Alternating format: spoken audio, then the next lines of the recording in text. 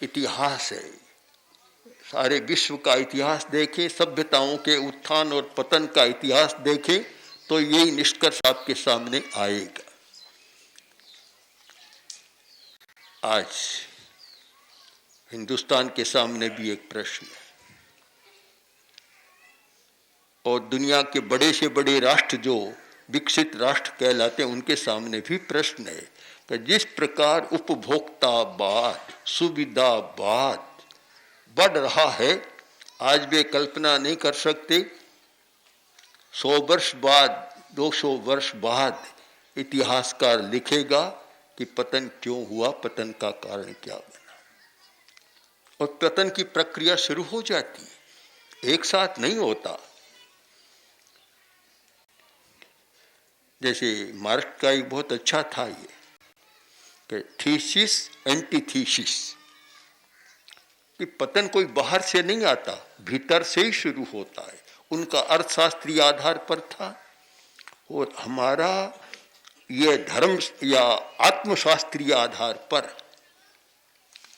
कि आदमी का शौर्य कब नष्ट होता है, उसकी वीर्य शक्ति कब नष्ट होती है, उसमें पराक्रम है, जूझने की, लड़ने की क्षमता है और अपने अस्तित्व को बचाने की क्षमता है। अगर महाराणा प्रताप भी इतने भोगी विलासी होते तो क्यों वन में भटकते, क्यों ऐसी स्थिति देखते कि बच्चों के लिए खाने के लिए भी नहीं, ऐसी स्थिति क्यों देखते? उसका कारण एक ही, शौर्य और पराक्रम।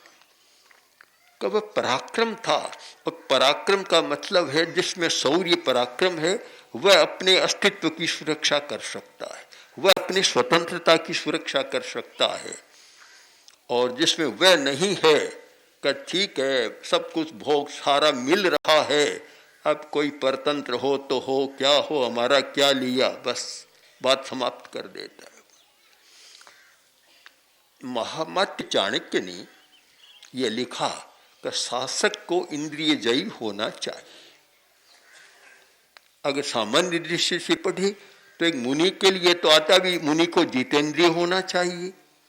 मुनि के लिए शब्द आता है जितेंद्रिय, और महामती चाणक्य ने लिखा शासक को इंद्रिय जयी होना चाहिए। दोनों बात एक ही है कि इंद्रिय पर विजय पाने वाला होना चाहिए।